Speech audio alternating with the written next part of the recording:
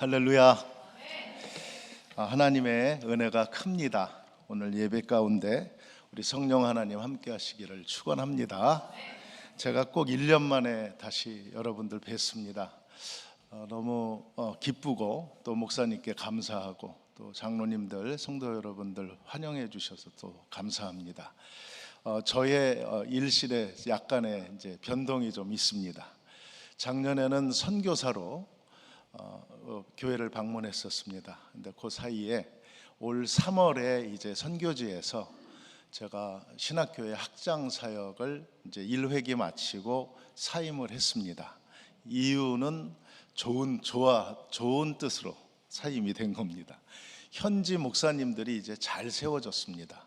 그래서 예상보다 잘 세워져서 현지 목사님들로 이사회와 학장을 구성하고 저 같은 이제 후방의 우리 목사들은 후원이 더 필요했습니다.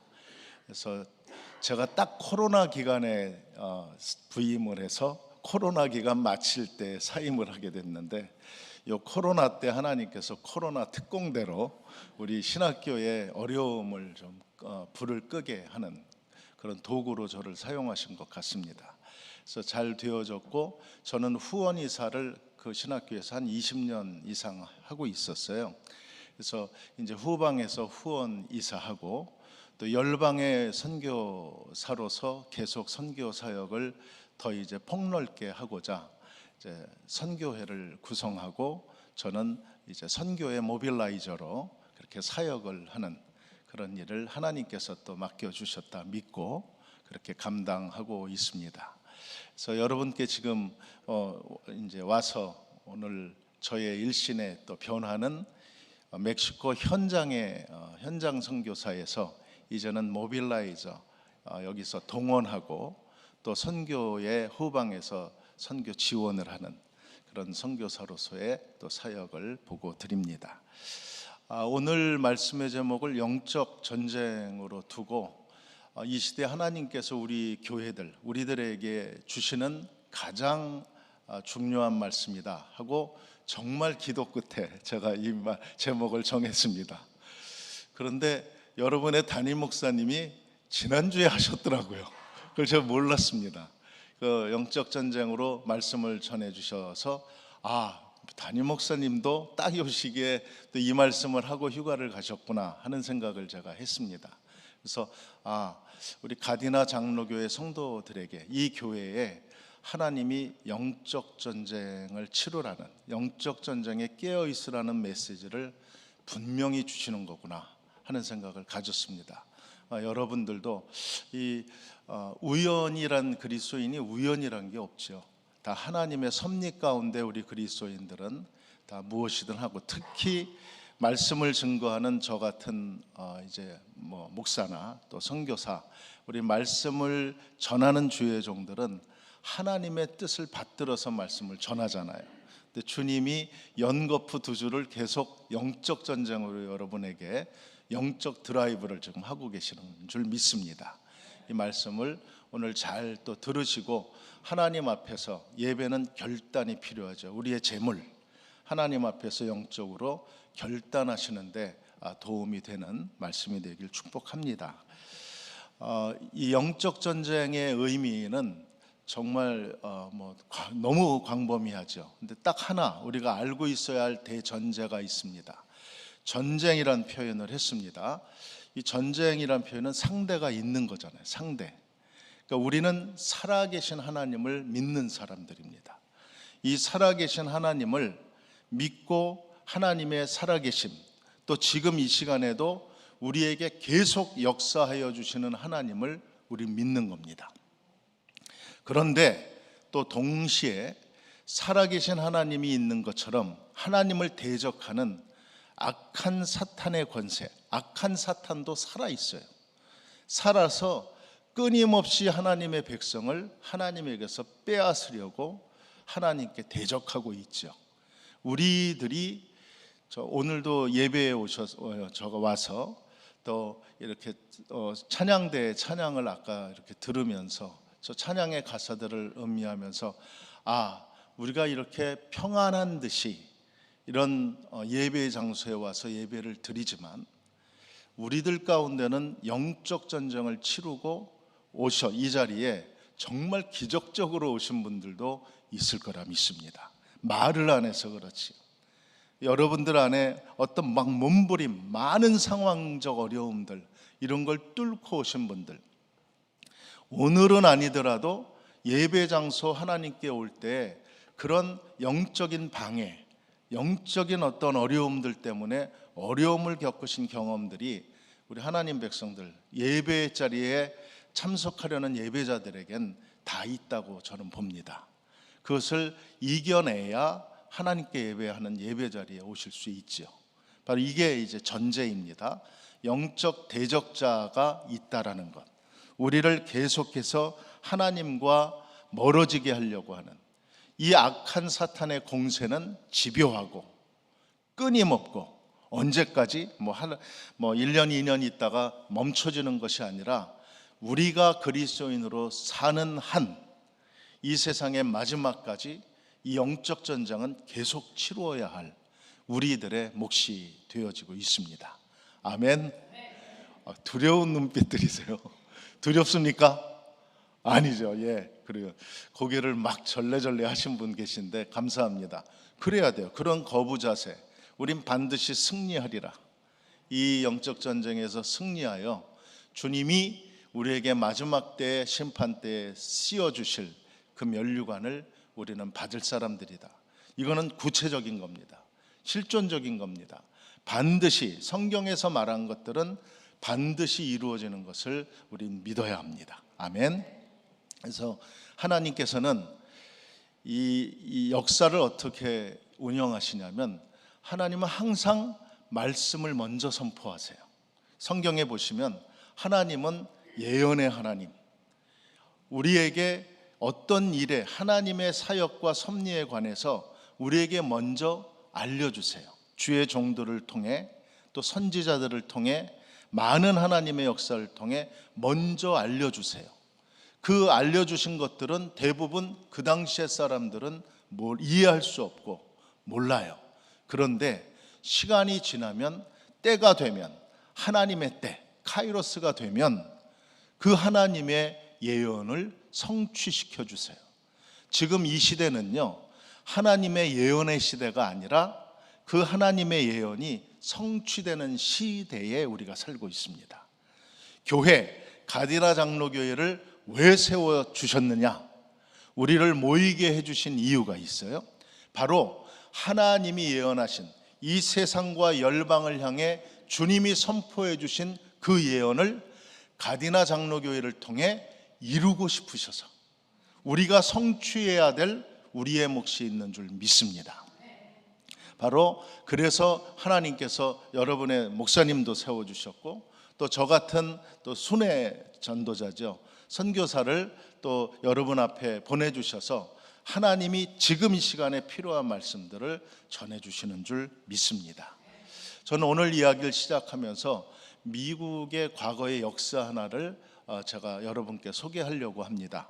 1886년 7월에 미국 매사추세츠주의 헐몬산이라고 있습니다. 저도 그 산을 갔었는데 그 헐몬산에서 그 당시에 1886년이니까 오래전이죠. 그 당시에 미국의 대학생 청년들의 모임이 있었습니다. 일명 SVM, Student Volunteer Mission을 해서 이 대학생 자원자 선교사들을 모집하는 그런 모임이었습니다. 89개의 대학에서 251명의 대학생들이 모였습니다. 여러분, 지금은 그거 89개 대학 251명 이런 게 지금 이 시대에 네트워크가 있는 시대에는 쉬워 보일지 모르는데 연도가 1886년이에요. 그러니까 그 당시 때는 인터넷 네트워크는 그런 단어, 그런 발상조차 없을 때입니다. 그리고 전화의 시설도 미비했던, 그러니까 네트워크를 일으키기에는 너무 조건이 안 돼 있는 그러한 때, 그러한 시대에 89개의 대학의 학생 대표들이 그것도 선교사 자원자 대표들이 그 산에, 매사추세츠는 미국에서도 가장 동부 쪽에 끝에 있는 그런 지역이에요.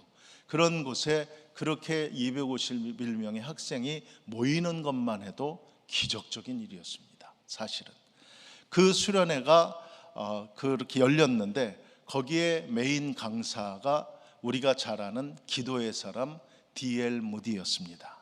이 D.L. 무디가 강사로 와서 주제가 무엇을 기도할 것인가 라는 주제로 기도에 대해서 이제 말씀을 했어요. 근데 이 D.L. 무디는 그 당시에 어떤 사람들의 영향을 받았냐면 선교사들의 영향을 받은 분입니다. 그 D.L. 무디가 너무 정말 큰 자기의 표상, 롤모델처럼 생각했던 선교사 두 분이 있었습니다. 한 분은 인도 선교의 아버지 윌리엄 캐리였습니다. 이 윌리엄 캐리는 언어의 은사가 너무 귀해서 많은 인도 중심의 그런 지방 언어들로 성경 편찬하는 사역에 굉장히 많이 힘썼고, 그로 인해 인도 전역에 거의 대부분 그 자기네들의 언어로 성경을 읽을 수 있는 그런 성경들을 만들어내는데 큰 공헌자였죠. 많은 영혼들을 하나님께로 오게 한 그런 선교사. 또 허드슨 테일러는 여러분 중국 내지 선교의 리더로서 중국의 이제 본토, 윌리엄 캐리 시대까지는 해안선 중심이었다면 이제 허드슨 테일러는 내륙으로 들어가는, 그리고 또 성육신 선교사, 그러니까 중국 영혼들을 주님께로 인도하기 위해 본인이 중국 사람들처럼 머리를 깎고 중국 사람들의 옷을 입고, 그리고 중국 안에서 평생 사역을 할 동안 중국 음식만 먹고, 그러니까 우리가 생각하는 짜장면 탕수육이 아니에요. 중국 사람들, 현지인들의 그런 음식들로 섭취를 하면서 중국 영혼들을 많이 하나님께로 돌아오게 한 선교사, 바로 D.L. 무디는 이 두 선교사의 큰 영향을 받았습니다. 이 헐몬산의 그 집회에서도 정말 그 D.L. 무디는 이 선교사들을 소개하며 우리가 무엇을 두고 기도해야 할 것인가를 가르치기 시작했습니다. 이때 D.L. 무디가 처음으로 썼던 단어가 있습니다. 바로 All Nations라는 단어였어요. 열방, 전 세계, 월드라는 말 이런 것은 있었지만 이 전 세계를 All Nations, 정말 하나님 안에서 온 열방이 하나다 하는 이 가치관을 학생들에게 전했고, 우리가 이제부터 기도해야 할 것은 우리의 일신을 위한 기도가 아니다. 이제는 열방을 위해 기도해야 할 때다. 우리 교회의 기도도 마찬가지입니다. 기도도 우리의 교회의 기도 제목은 열방을 품는 기도 제목이어야 합니다. 이 마태복음 6장 33절 이하에도 주님이 말씀하셨어요. 너희는 앞으로 무엇을 먹을까, 무엇을 마실까, 무엇을 입을까, 그것들을 위하여 기도하지 말라. 이는 이방인들도 다 하는 것이다. 맞죠? 다른 타종교 또 미신을 믿거나 어느 종교를 믿어도 다 그들이 구하는 건 뭘 먹을까, 뭘 마실까, 뭘 입을까, 이 생에서 사는 내 일신의 그런 제목만으로 기도를 하려고 해요. 그러나 교회의 기도, 하나님 백성의 기도는 주님께서 제목을 잡아주셨어요. 그걸 우리가 회복하지 못하고 우리들이 잃어버리고 있어서 그 기도를 못하는 거지, 주님이 분명히 6장 33절에 뭐라고 그랬어요? 너희는 그런 기도하지 말라. 다만 너희는 먼저 그의 나라와 그의 의를 구하라. 아멘. 하나님의 나라, 하나님의 의, 그리스도인이 기도할 때는 온 열방을 우리들의 영의 눈으로 바라보며 그 열방에 하나님의 교회들이 세워지기를, 궁극적으로 하나님의 나라를 위해 그 나라가 세워지는데 그것을 세우게 하기 위해 나를 하나님이 먼저 구원시키셨다. 우리 가디나 장로교회를 주님이 있게 해주셨다는 것을 명심하는 우리가 되길 축복합니다. 하나님은 그 목적으로 우리를 그의 나라 또 그의 의를 구하게 하기 위해 교회를 세우신 겁니다. 그래서 교회는 하나님의 나라를 위하여 해야 돼요. 그럼 주님이 약속해 주신 게 있어요. 그리하면 내가 어떻게 한다고요? 다른 모든 것은 내가 다 이루어 주리라. 아멘. 그 주님의 약속입니다. 이 주님이 약속으로 선포하셨잖아요. 그것을 지금 우리 교회의 시대, 이 교회의 시대를 다른 말로 성령의 시대라 하죠. 성령의 시대에는 그것을 이루며 살고 있는 겁니다. 우리가 하나님의 나라를 위하여 열심히 일하고 그 주의 나라와 주의 뜻을 이 땅에 세우기 위하여 헌신하고 노력할 때 하나님께서 우리 교회 또 우리의 가족, 나의 일신의 모든 것들은 주님이 더하여 주신다. 이것을 믿는 겁니다. 그리스도인은 믿어야 돼요. 하늘나라의 보화를 우리는 발견한 사람들이라 믿습니다. D.L. 무디가 이렇게 이제 말씀을 전한 겁니다. 학생들에게 말씀을 전해서 이제 그 1866년은 아직 미국이 세계의 탑나라로 세워지지 않았을 때잖아요. 그러니까 D.L. 무디가 비전을 제시한 겁니다.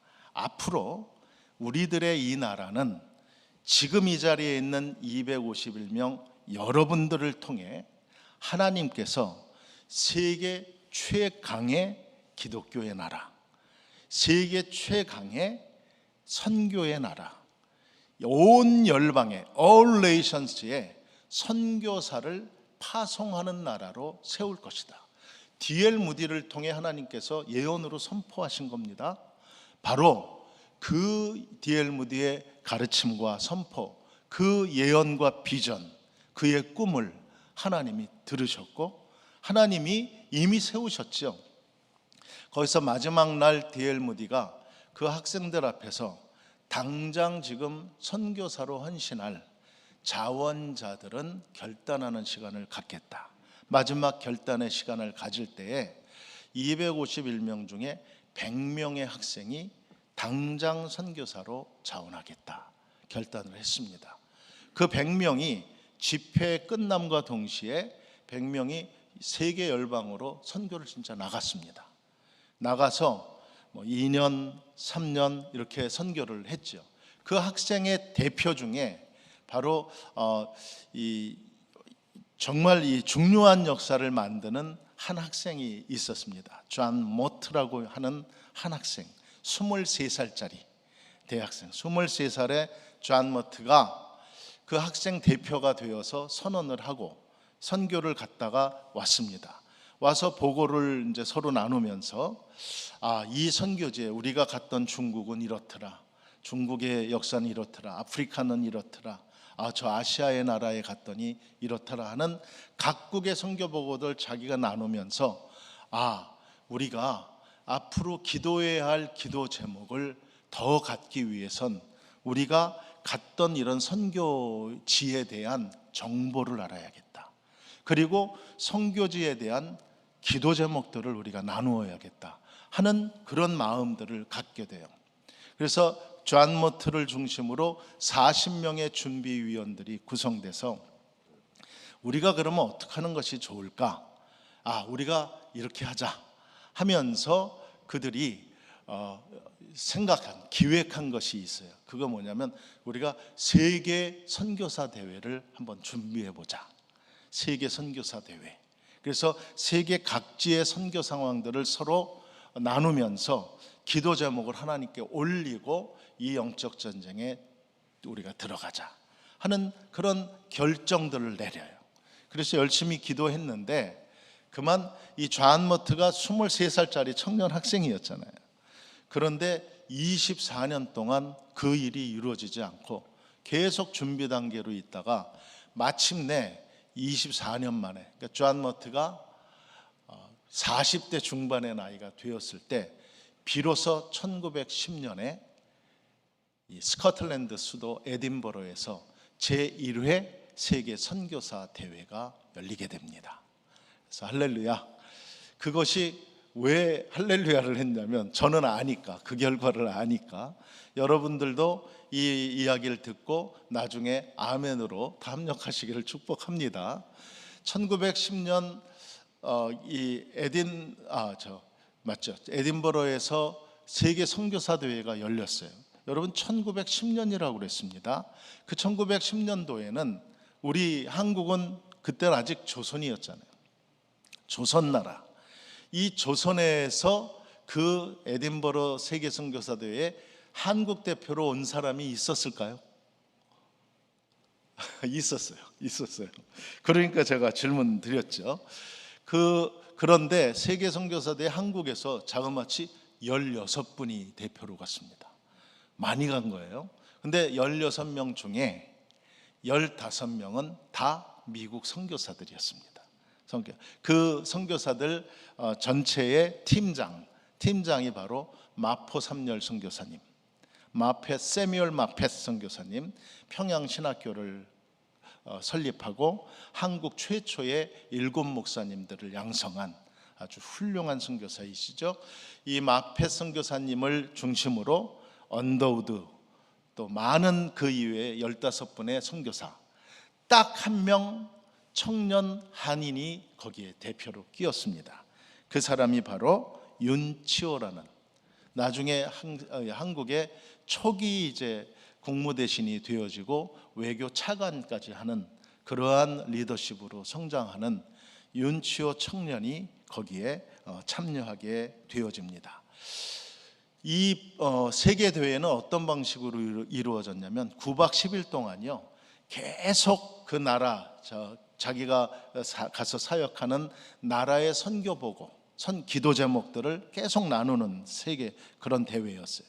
그러니까 한 나라당 15분에서 20분, 9박 10일 동안 아침부터 밤까지 계속해서 예배드리고 나라를 이제 셀링하면은 그것을 듣고 같이 기도하고 하는 그런 영적 집회였습니다. 우리는 마포 삼열 선교사와 윤치호 그 청년 대표 두 사람이 우리 조선에 선교 보고를 했습니다. 그때 그 자리에 모인 1200명의 사람들이 모였는데 그 1200명 사람들이 그 자리에서 깜짝 놀란 대사건의 이야기를 듣게 됩니다. 바로 1910년 그 3년 전에 1907년에 조선이란 나라의 한 도시 평양에서 영적 대부흥이 일어난 겁니다. 1907년에. 그때에 장대현 교회에서 그 일이 일어났는데 장대현 교회에 모였던 사람들은 1500명, 조선의 그리스도인들은 거의 다 모였던 거죠. 그렇게 하여 부흥사경회를 하는데 그곳에서 마지막 날 큰 역사가 일어난 거예요. 바로 그 장대현 교회를 대표했던 길선주 장로가 시발점이 되어서 그분이 회개하기 시작한 거예요. 나와서 그 청중들 앞에서 자기의 지난 날의 큰 죄들, 친구의 돈을 사기치고 친구의 돈을 떼어먹고, 그리고 친구는 화병으로 죽었어요. 그 부인에게 친구의 돈을 전해줘야 되는데 내가 그것을 못 전해줬다.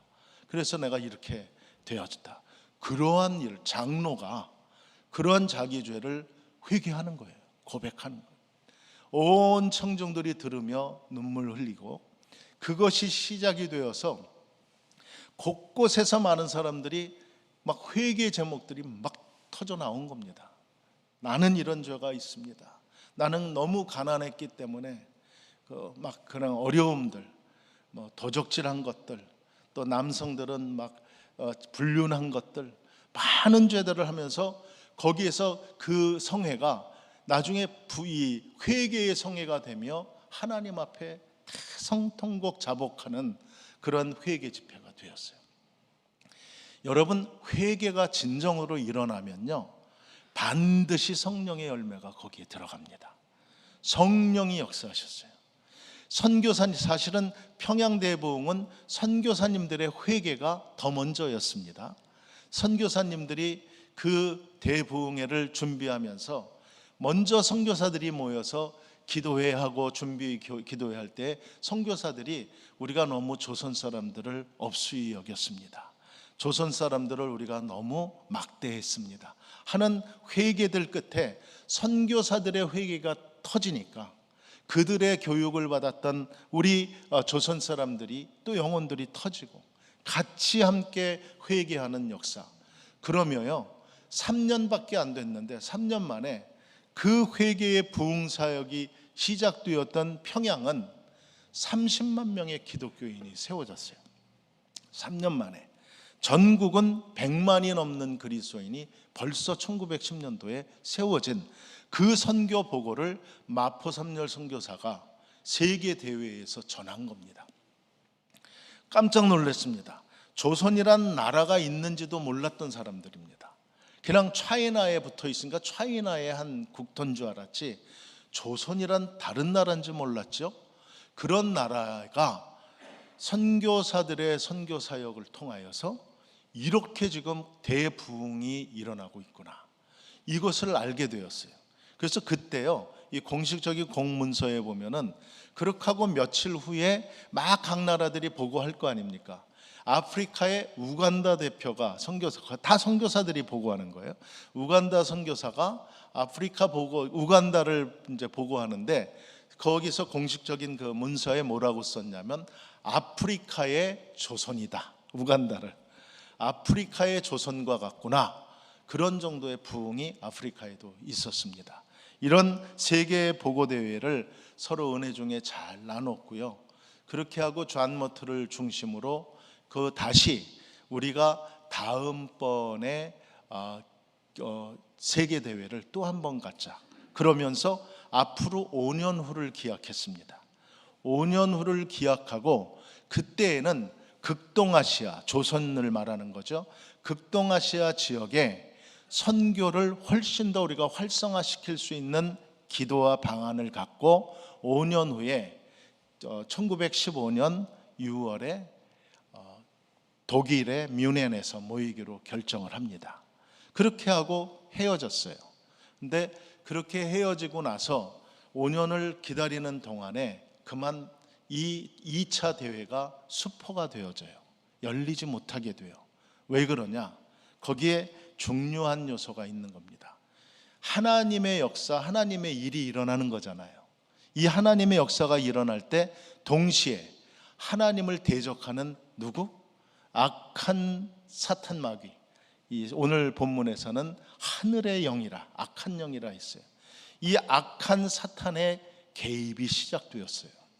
이 악한 사탄은 어떻게 개입하냐면 통치자들과 권세들과 어둠의 세상 주관자들을 흔드는 겁니다. 이게 악한, 그 위에 하늘에 있는 악한 영이 있는 거예요. 이 악한 사탄은 이 세상에 위정자들, 권력자들, 권세자들, 또 이제는 지금 이 시대는 마켓 시대잖아요. 마켓, 재정의 시대. 나라보다 마켓들이 더 위에 있잖아요. 그거는 아시죠, 여러분? 재벌들, 뭐 우리가 말하는 그 정도의 재벌이 아니라 초재벌. 나라마다 나라의 부채들이 있잖아요. 미국도 뭐 수조 달러, 뭐 한국도 뭐 몇천억 달러, 이렇게 나라마다 부채가 왜 있는데, 그러면 그 부채는 누구한테 부채를 진 거냐? 그게 바로 탑 세계에서 말하는 지금 뭐 5대 보스라고 하는, 거기에 뭐 빌 게이츠도 있죠, 조지 멀로우도 있죠, 소로우도 있죠. 이런 그 5대 시장, 마켓의 경영진에게 나라들이 다 지금 빚을 지고 있어요. 바로 이런 시대, 이게 바로 악한 영들이 장악하고 있는 시대에 돌입한 거죠. 이 악한 영이 권력자들을 건드렸어요. 그게 무슨 말이냐면 1915년 6월 제2차 뮌헨 세계 선교사 대회가 열리는 바로 1년 전 1914년 7월에 세계 1차 대전이 터지고 맙니다. 그게 악한 영의 지배였어요.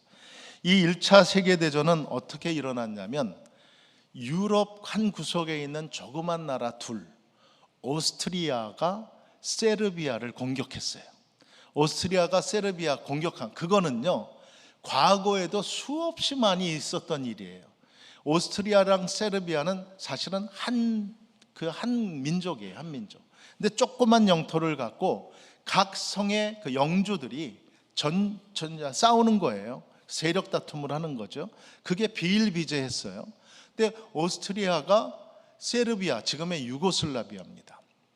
이 세르비아를 침공한 그 일이 어떻게 세계대전이 될 수 있냐? 그럼 역사학자들도 이게 왜 여지껏 전쟁을 수없이 했던 그 나라들이고, 그때 전쟁은 뭐 군인들이 가서 총 쏘고 하는 그런 국지전이니까 뭐 세계의 눈으로는 별로 그냥 새우 싸움인데, 거기에 어떻게 이상하게도 열강들이 개입이 됐어요. 열강들이. 그래서 오스트리아 편을 든 나라들은 독일, 또 불가리아, 그 당시 오스만 제국이 있습니다. 그게 오스트리아의 편을 들었어요. 그 나라들이 다 국익을 위해서 편을 드는 거잖아요.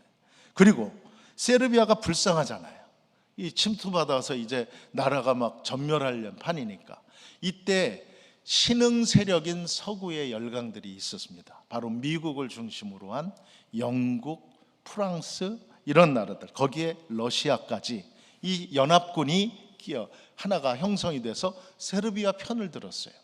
그렇게 보니까 그 당대 최강의 열강들이 양편으로 나눠져서 하나는 오스트리아, 하나는 세르비아, 이렇게 해서 전쟁이 무려 4년 동안 일어납니다.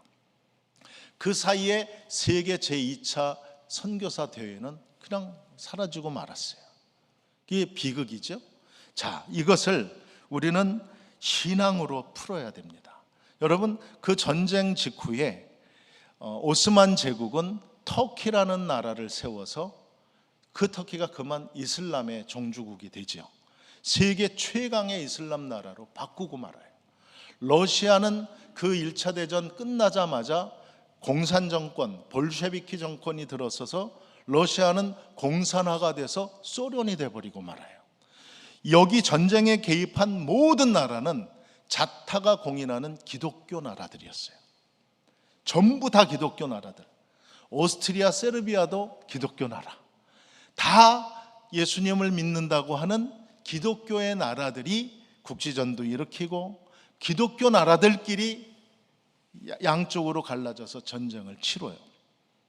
이것을 지금 역사적으로 바라보며, 이 1차 대전은, 이 세계 대전들은 영적 전쟁이구나. 하늘의 악한 영이 세상 주관자들, 이 통치자들, 권세자들, 세상 주관자들을 움직이고 있는 영적 전쟁이 일어나는 거구나를 후대의 그리스도인들이 깨닫기 시작한 겁니다. 그 영적 전쟁 속에 있는 거예요. 우리도 마찬가지입니다. 지금 우리 지난 작년에 제가 여기 교회에 왔을 때 한 장로님이 대표기도, 오늘 우리 장로님 기도하셨듯이 했잖아요. 그때 제가 여러분 기도 이렇게 그때 그분의 기도, 어느 분인지 제가 지금 기억이 안 납니다만, 그때 기도하실 때 코로나 때문에 무너진 우리들의 예배, 우리가 과연 하나님 앞에 떳떳했습니까? 우리가 하나님 앞에 정말 우리의 신앙을 잘 지키고 예배를 지켜냈습니까? 그 질문 앞에서 그 장로님이 하나님께 회개하며 우리 교회들이 부끄러운 짓을 저질렀습니다 하고 회개했던 것 기억하시는 분들 계실 겁니다. 전 그게 1년 내내 제 가슴 속에 있었습니다. 하나님께 과연 이 시대는 점점 더 하나님의 백성들을 몰아가고 주님의 백성들을 주님에게서 멀어지게 만들려고 할 텐데, 이 영적 전쟁에 과연 우리 하나님의 백성들이 얼마나 살아남을 수 있을까? 요한계시록에 이미 주님은 예언했지요. 지금 너희들이 많은 하늘의 별처럼 땅의 바닷가의 모래알처럼 나의 백성들이 많이 일어난다고 예언도 하셨지만, 계시록 마지막 때가 되면, 이제 예수님이 심판주가 되셔서 오실 그때가 되면 너희 중에 3분의 1만 남을 것이다. 다 그렇게 했어요. 3분의 1도 많이 하셨죠. 그 3분의 1도 또 둘로 나눠요. 곧바로 휴거되는 자가 있고, 이 땅에 남아서 7년 대환란을 견뎌야 할 하나님의 백성들도 있다. 그렇게 말하셨어요. 그것 하나하나를 주님은 이루실 겁니다. 주님은 그대로 하실 거고, 우리 중에는 하나님 곁으로 먼저 가실 분도 있고, 또 어떤 분은 7년 대환란 기간, 그게 성경적 7년이니까 얼마나 길고 얼마나 혹독한지를 몰라요. 혹독할지는 몰라요. 이 환란을 견디어내며 그걸 돌파해야 될 하나님의 백성들이 있을 겁니다. 그거는 주님이 이미 작정해 두신 그런 주님의 계획이에요. 거기에 저희가 지금 가고 있는 것입니다. 저는 여기서 중요한 부분 이야기를 하려고 합니다. 1910년 에딘버러에서 결정해서 5년 후에 우리가 이런 일을 하자 하고 2회를 기약했어요. 그리고 존 마트와 준비위원 40명의 그 이제 40대가 된 리더십들이 다 기뻐하고 돌아갔는데, 이 기간 동안 했어야 할 일이 있었던 겁니다. 이 기간 동안 뭐를 했어야 돼요? 영적 전쟁 저것을 알았다면 악한 영이 하나님 나라의 일을 방해하고 공작할 이 악한 영의 계획은 어느 정도였냐면, 하나님이 이 땅에 보내신 우리 예수님까지 죽였잖아요. 하나님의 아들 예수님까지 죽였어요. 죽일 정도로, 모든 것을 다 끝내려고 죽일 정도로. 그러나 하나님의 예비하심, 부활을 몰랐지요. 부활의 능력, 이 악한 사탄의 권세가 가장 강하게 갖고 있는 사망의 권세를 이겨낼 부활의 능력을 그들은 몰랐다고요. 그 악한 영들은 그것을 주님이 부활로 이겨내신 것처럼 우리도 영적 전쟁을 준비하는 무엇이 있어야 되는데, 우리 그리스도인의 영적 전쟁의 가장 큰 무기는 뭐예요? 기도밖에 없습니다. 기도하는 겁니다. 이 헐몬산에서 무디가 가르쳤던 학생들에게, 앞으로 너희들은 무엇을 입을까, 무엇을 먹을까, 무엇을 마실까, 너희들의 일신의 제목으로 기도 제목 삼지 말고 하나님이 너희에게, 교회에게 맡겨주시는 열방의 영혼들, 이 영혼들을 너희가 주님에게로 이끌어오는 열방을 위한 기도 제목을 교회가 회복해야 돼요. 회복해야 합니다. 저는 그것을 깨닫고 제가 27년 목회를 하고 이제 선교지를 가면서 교회 사임을 했었는데, 27년 저희 목회하면서 교회에서는 우리 교회에 오는 성도, 이제 있는 성도들은 다 입양 종족이 있었어요. 입양 종족 한 명당 다. 그래서 제가 항상 묻는 게, 집사님은 어느 종족 입양했어요? 우리들 그 교회에서는 입양이 그 인사였어요. 어느 종족 종족 입양했어요. 그래서 입양식도 하고 입양 선서시도. 그 뭐냐면, 미전도 종족, 아직도 산재에 있는 많은 미전도 종족의 이름들을 두고 한 성도가 한 종족씩 갖는 겁니다. 자기가 입양하듯이. 그래서 그 종족의 기도 제목을 더 구체적으로 파악하고 그 종족에 대해 기도하는 운동이에요. 저희는 가지 못했죠. 가지 못할 수도 있지만 그 종족을 품고 후방에서 기도할 때, 이 방법은, 이 전략은 영국 교회가 조선을 두고 했던 기도 방법입니다. 조선이란 나라 몰랐잖아요. 조선이란 땅도 몰랐는데 그들에게 들린 소식은 1866년에 조선 땅에 갔던 선교사 한 명이 순교했어요. 토마스 선교사 순교 소식을 거기 파송했던 교회에서 전해 듣고, 가지도 못했지만 알지도 못했지만 우리 교회에서 잘 자란 26살짜리 청년 토마스가 조선 땅을 밟기도 전에 목이 잘려 순교했어요. 이 소식을 듣고 조선을 향해 중보기도가 시작된 거잖아요. 그 중보기도 팀장이 토마스 선교사의 아버지였다고요. 이 아버지 중심으로 아들을 생명을 앗아갔지만 이 아들은 하늘의 미랄이 되어 이 조선 땅에 많은 열매를 맺을 것입니다 하는 기도를 중보기도 팀들이 한 거예요. 우리들이 기도하면요, 하나님이 성령이 도울 바를 도우신다 했잖아요. 성령이 기도 제목을 주세요. 내가 기도 제목을 다 갖고 계획한 내 기도 제목을 갖고 기도하는 게 아니라 열방을 향해 기도하면 기도하면서 성령이 기도 제목을 계속 주세요. 그 기도 제목을 갖는 겁니다. 교회의 할 일이에요. 주님의 기도 제목을 회복하게 되시기를 축원합니다. 존 머트와 준비위원들이 그걸 소홀히 여겼어요. 기도회를 갖지 못했어요. 그냥 막연히 준비만 하다가 1차 대전을 만나게 되었어요. 결과 4년 동안의 대전을 치르며 900만의 청년들이 전사했어요. 그들은 불과 4년 전에 에딘버러에서 우리가 하나님의 나라를 세계에 선포하자고 모였던 대표들이에요. 모였던 그 청년들이 4년 후에 전쟁터에서 원수로 만난 겁니다. 그게 누구 때문에 그래요? 누구의 결정 때문에 그래요? 통치자들, 나라를 다스리는 위정자 권세자들이 악한 사탄의 영향 속에 있으니까 하나님의 백성들을 싸움을 시킨 거예요. 자기들의 어떤 정권 때문에 또 많은 또 마켓의 어떤 포지션 때문에 전쟁을 일으킨 거예요. 그리고 전쟁터에서 죽어간 자들은 다 하나님의 백성들이었어요. 다 주의 백성. 여러분, 무서운 일입니다. 이 마지막 시대에 교회, 저는 지난 2년 동안 코로나 겪으면서 한국에서도 마찬가지예요. 한국에서 끝까지 예배를 지키려고 했던 교회들이 있었어요. 진짜 목숨을 걸면서 갖은 비난을 다 받으면서 방역 조치 마스크를 막 3겹 4겹씩 하고 거리도 차간 거리도 유지하고 하면서 어떻게든 성전에 와서 예배를 드리려고 했던 교회들, 그렇게 하다 보니까 눈에 띄지 알려지지 않아야 되니까 마치 비밀리에 하는 것처럼 하게 되잖아요. 그걸 고자질하고 고발하는 무리들이 있어요. 그게 이웃 교회들이에요. 교회들이 교회가 예배드린다고 고발했어요.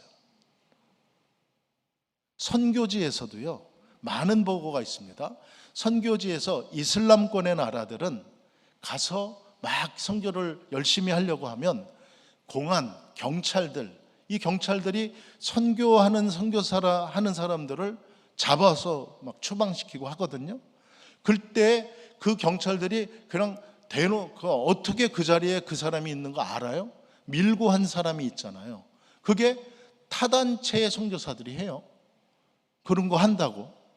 이런 여러 가지의 일들이 막 일어나요. 잘못됐죠. 근데 그게 성경의 주님이 하신 말이에요. 마지막 때가 되면 하나님의 백성들을 교회가 공격한다고 그랬어요. 다시 말해, 아직 번어게인이 안 된 그리스도인들이 있어요. 아직도 교회가 교회를 공격해.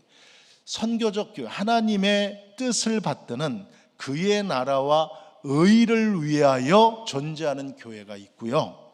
이 세상에는 일신에 자기의 먹을 것 입을 것, 자기들의 바운더리를 치고 자기들의 힘을 키우는 교회도 있어요.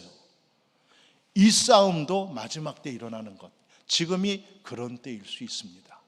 가디나 장로 교회는 그의 나라와 그의 의, 하나님의 나라를 위해 세워진 교회임을 믿으세요. 이 교회는 이제 목숨을 우리가 걸어야 돼요. 사탄 마귀는 그렇게 목숨을 걸고 하는데 우리는 우리의 목숨도 걸며 주의 나라를 위해 해야 돼요. 명분이 있습니다. 우리는 자신감이 있어요. 뭐냐면 예수님이 나를 구원하기 위해 먼저 죽으셨기 때문에 그 예수님을 따라 영적 전쟁을, 이 기도 제목을 붙잡고 나가는 겁니다. 그러므로 기도하는 자들의 가장 큰 힘은 역시 십자가의 예수님, 예수 그리스도의 십자가, 이것이 가장 큰 권세예요. 가장 큰 권세. 이 권세는 얼마나 큰지 모릅니다. 저는 많이 이슬람권 선교지에도 가서 사역을 하고 하면 이제 하나 예를 들면 이슬람 가정에 방문을 했어요. 처음엔 공원에서 전도하다가 가족 중에 한 명이 그런 우리 이제 사귐을 같이 갖고 집으로 이제 연락을 해서 집에 어르신이 한국 사람이 오라 그래라. 그래서 집에 갔어요. 너무 좋죠. 집에 가면 한국인인 걸 일단 좋아하고, 또 이 이슬람 사람들은 굉장히 순박해요. 뿌리 달린 사람들이 아닙니다. 너무 착하고, 그리고 손님 대접하는 것을 좋아하고, 자기들은 남루하게 살지 몰라도 손님 대접은 융숭하게 하고, 그렇게 해요. 이야기꽃이 펴지죠. 가족들이 둘러앉고, 그 이슬람은 대부분 동네에 막 가족들이, 할아버지가 살아 계시면 그 자식들이 다 한 동네에서 살아요. 그러니까 그 가정에 이제 한국 방문객들이 왔다 하니까 다 구경하려고 모이고, 삽시간에 20-30명 막 이렇게 됩니다. 재밌게 한국 K-팝 가수들 이야기도 하고, 거기에 애들, 청소년 애들 다 갖고 있잖아요. 그렇게 얘기 막 나누고 얼마나 좋은지. 그렇게 하면서 마지막 이제 시간이 가면서 늦어지고 막 그렇게 하면 이제 마음에 이제 뭔가 결정해야 돼요. 우리가 이 사람들하고 이렇게 밥도 막 저녁을 아주 융숭하게 차려서 먹고, 다 먹고 이제 좀 밥 먹고 이제 그렇게 되면 좀 몸이 퍼지잖아요. 마음도 좀 내지고. 여기서 딱 그냥 가면 참 좋은데, 우리는 할 말이 있잖아요. 그 할 말 때문에 온 거잖아요, 거기에. 그러니까 막 입을 띄어야 돼요. 이게 어떤 상황이 될지는 아무도 몰라요. 저도 아직도 몰라요. 근데 그 집에서 그렇게 했어요. 내가 할 말이 있습니다. 거기 어르신도 있고 둘러앉은 그 막 가장도 있고 자녀들이 있는데, 제가 드릴 말씀이 있는데 이 말 때문에, 이 말 하고 싶어서 사실 왔습니다. 그럼 뭐냐고 하라고. 나는 크리스찬입니다. 그리스도인입니다. 예수 믿는 사람입니다. 예수님에 대해 몇 말씀 좀 드려도 됩니까? 하면 이제 한국 손님이니까 여지껏 분위기 좋았잖아요. 탐탁지는 않지만 하라고 그래요.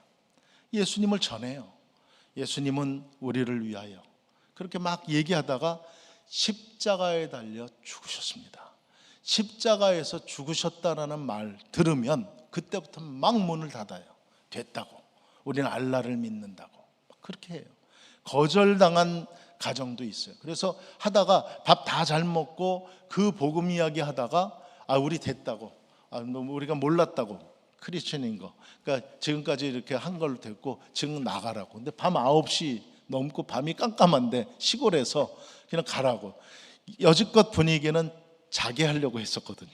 그런데 그리스도의 복음을 전하면 그렇게 돼요. 그런데요, 어느 가정에선 어느 한 명이 복음의 소식을 듣고, 소리를 듣고 반응을 해요. 더 알고 싶어하고, 더 그 복음을 듣고 싶어하고.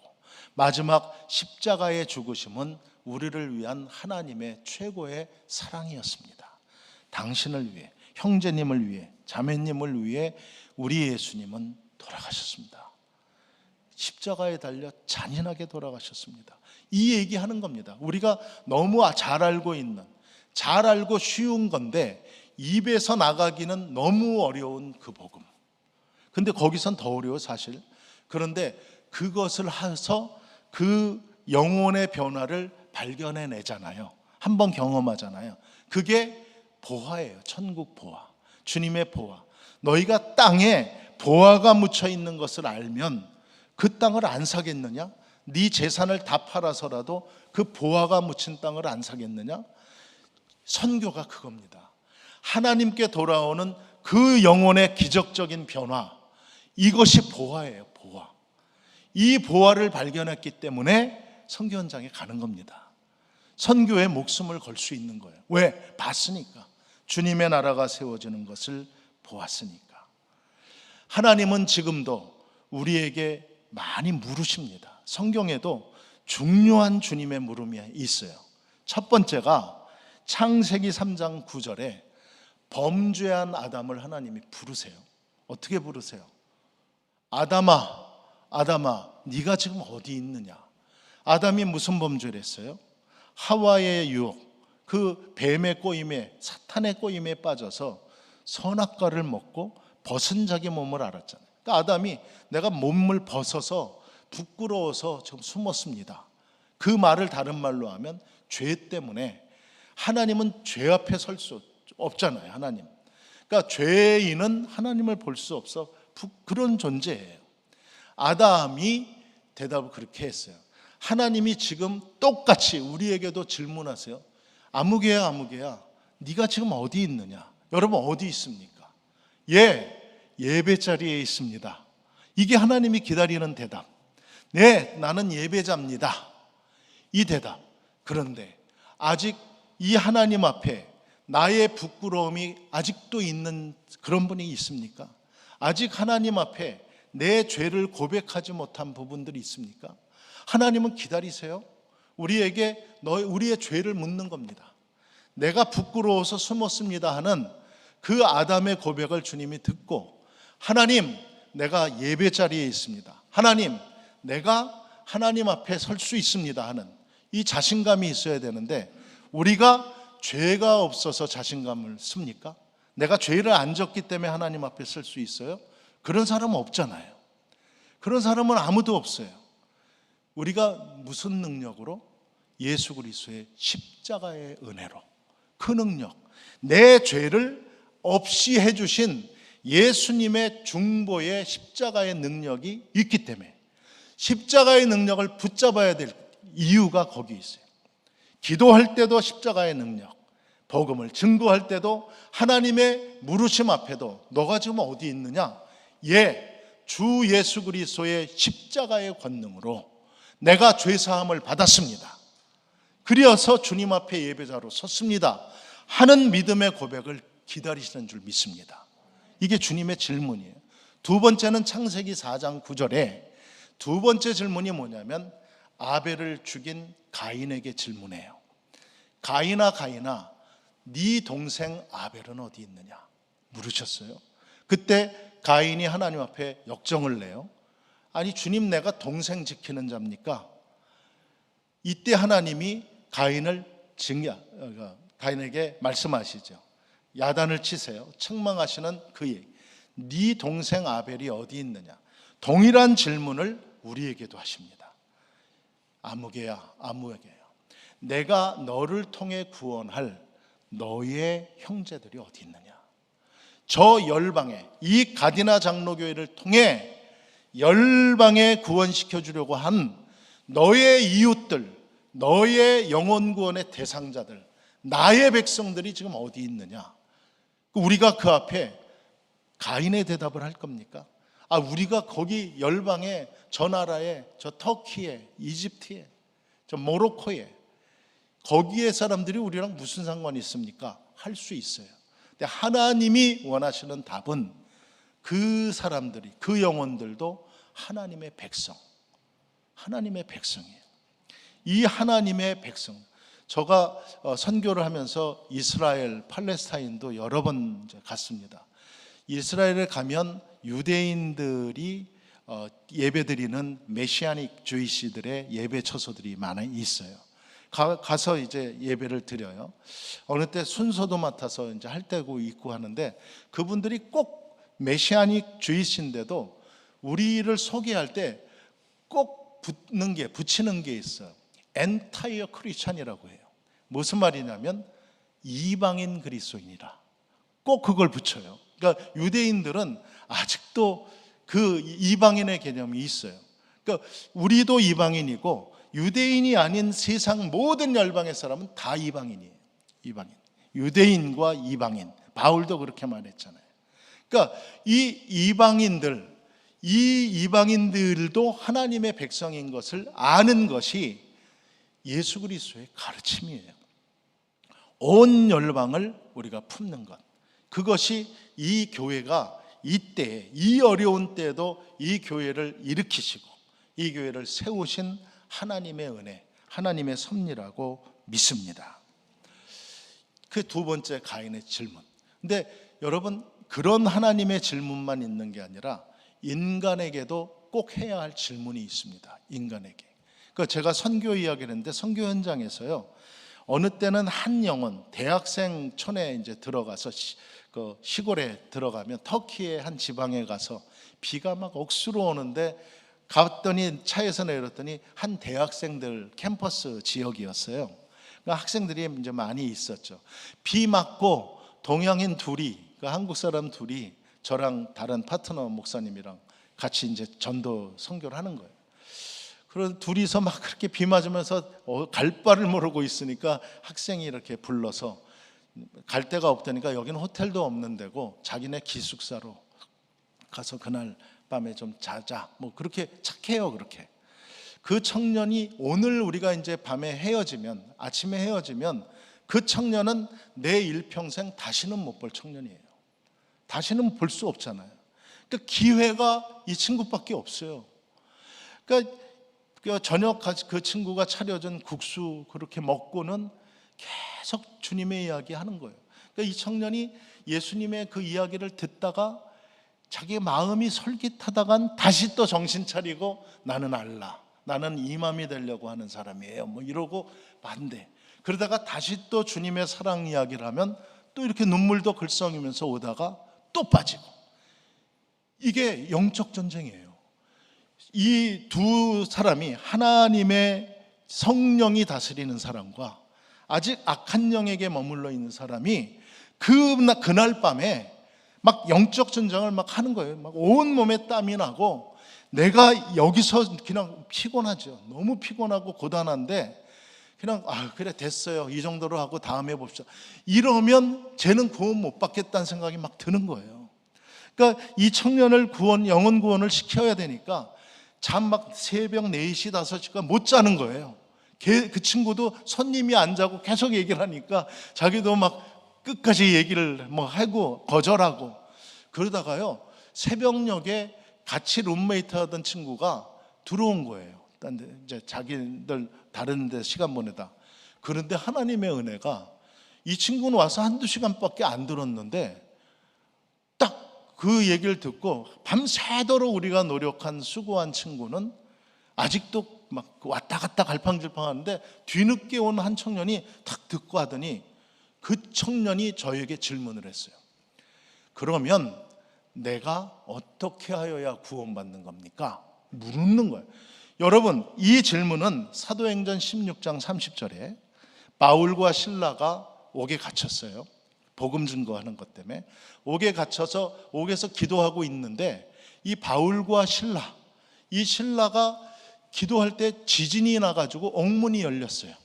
옥문이 열려가지고 다 막 착고들이 다 풀러지고 그랬잖아요. 그러니까 졸던 간수가 깜짝 놀라서 깨서 옥문이 열린 걸 보고 죄수들이 다 도망갔는 줄 알고 자살하려고, 자기가 자결하려고 그랬죠. 이때 바울이 그러지 말라, 우리들이 다 여기 있다, 다 여기 있으니까 너네 염려하지 말라 했을 때 간수가 한 질문이 그거예요. 선생님들, 내가 어떻게 하여야 구원받을 수 있습니까? 이 질문이 인간이 하나님께 드릴 최고의 질문입니다. 이것을 이겨낸 분들이 지금 여기 계신 겁니다. 내가 어떻게 하여야 구원받을 수 있습니까? 이때에 우리는 대답할 말이 분명해야 돼요. 곧바로 서슴없이 주 예수를 믿으십시오. 주 예수를 믿으라. 그리하면 너와 내 집이 구원을 받으리라. 아멘. 이 강력한 복음의 말을 십자가에 달려 돌아가신 3일 만에 부활하신 예수 그리스도의 이름으로 선포하는 것이에요. 이게 생명입니다. 이것 하려고 우리가 사는 것입니다. 말씀을 너무 길게 일부에부터 했는데 제가 이제 자주 오는 게 아니니까 마지막 제 간증을 나누겠습니다. 사진 좀 보여주시죠.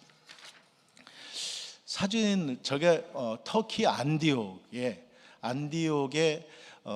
이 안디옥 저 건물은 600년이 된 수리아 정교회의 건물입니다. 그 수리아 정교회를 한국 감리교단이 샀어요. 그래서 지금은 한인 선교사, 감리교에서 파송한 한인 선교사가 담임으로 되어 있는 그런 교회예요. 그래서 그 교회에 제가 2016년 10월에 그 교회에서 무슨 일이 있었냐면, 다음 사진 이렇게 보여주시면, 저게 그 당시에 제1회 터키에 시리아 난민들이 400만 이상이 들어와 있습니다. 시리아 난민들, 여러분, 난민이 이동한다는 것은 저는 영적으로 어떻게 해석하냐면 하나님의 교회가 이동하는 겁니다. 난민들은 다 하나님의 교회가 될 사람들입니다. 그걸 믿으십시오.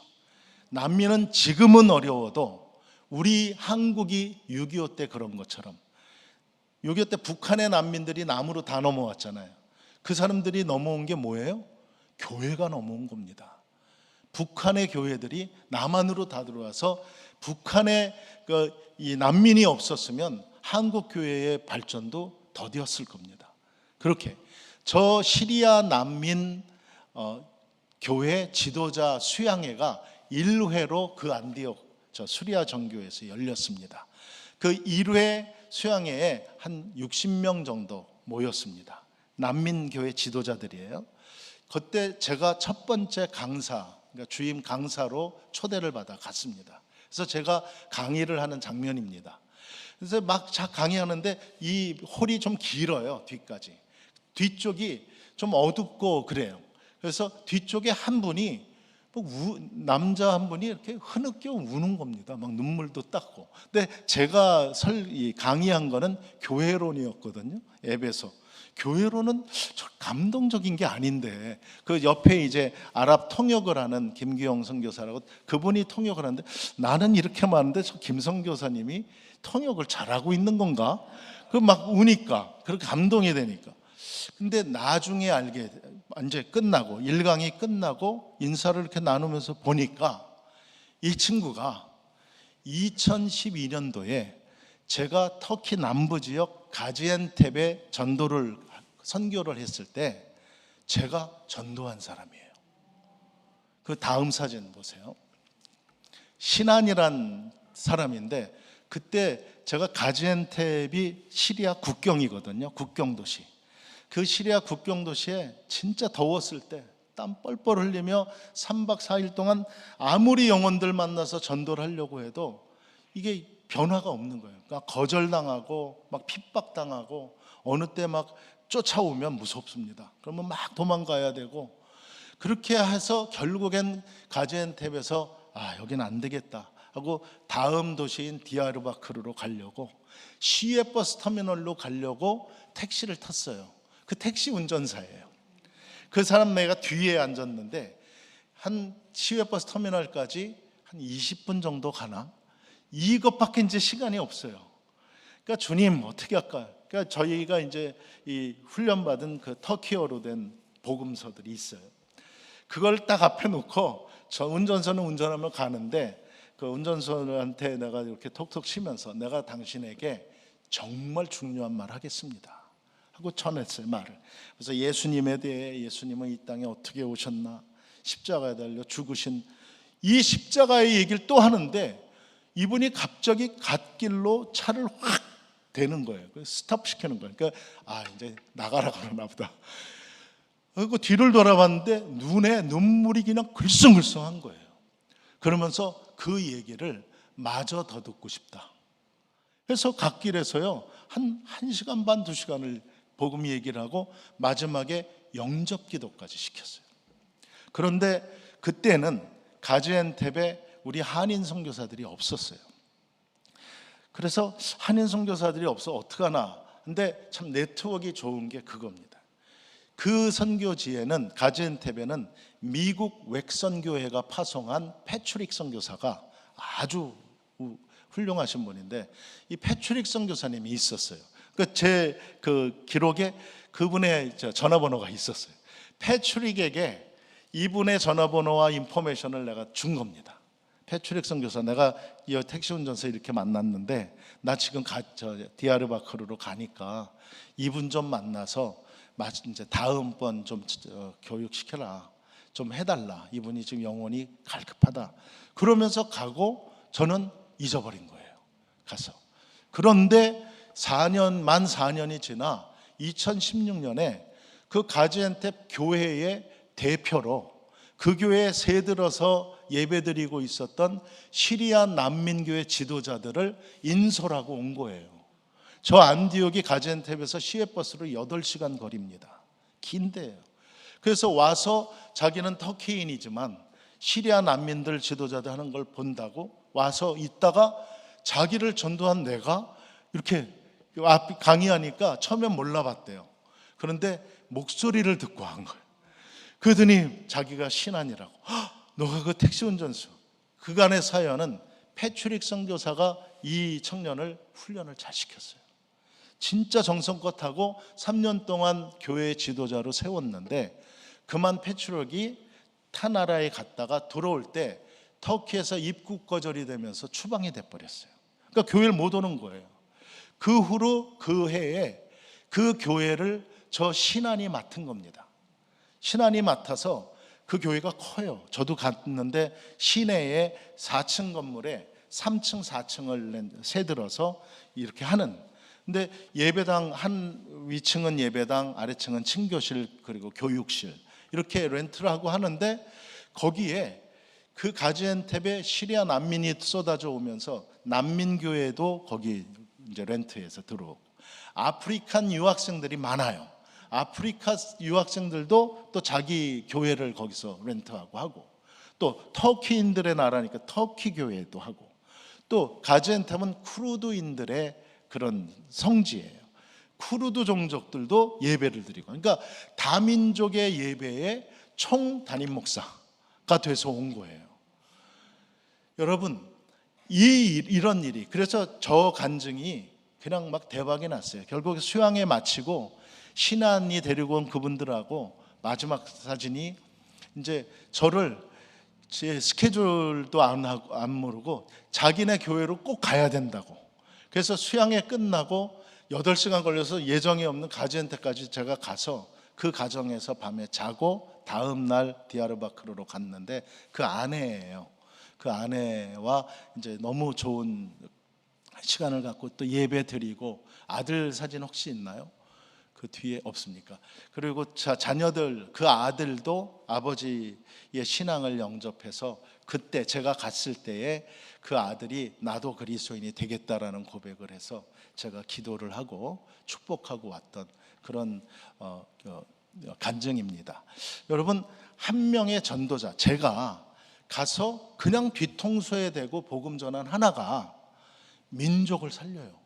저런 민족의 지도자가 돼요. 그게 성령의 역사입니다. 성령이요. 우리 교회가 어느 한 영혼을 구원하기 위해 열방에 쏟는 그 기도와 그 수고가 반드시 주님 나라의 열매가 맺어지고, 교회는 그 일을 하기 위해 있는 겁니다. 사랑하는 가디나 장로교회 여러분들의 이 오늘의 이 도전이 그냥 흐지부지 되지 마시고, 여러분이 이제 목사님을 통하여 저 구체적인 선교적 비전을 성령께서 주실 것이라 저는 확신합니다. 그럴 때에 이 마지막 시대에는 우리 강하게 하나님 나라 세우는 것을 강하게 지금 없애려고 하는 그런 세력이, 악한 영의 세력이 이슬람을 잡고 있거든요. 이슬람이 무섭게 미국을 지금 파고들고 있습니다. 저 뉴욕을 아주 몇 년 안에 성지화 시킨다 해서 뉴욕은 모스크가 300개가 넘습니다. 지금 세워진, 그들은 자체 건축을 하잖아요. 세워진 모스크가 뉴욕에만 300개가 넘어요. 그런데 하나님의 교회는 건축 허가가 안 나요. 커머셜 존이 들어가가지고 몰라, 신고만 해도 안 돼요. 이런 상황으로 미국은 기독교가 어느 사이엔가 탄압받는, 핍박받는 나라가 되어가고 있습니다. 영적 전쟁입니다. 사랑하는 성도들, 깨어서 이 진짜 역사는, 기독교인들의 일어나는 일들은 우연이 절대 없습니다. 다 악한 영이 대적하거나 하나님의 영이 우리를 통해서 역사하시는 것이나 이 싸움을 하고 있음을 믿으시고 항상 깨어 기도하는 그런 여러분 되시기를 축복합니다.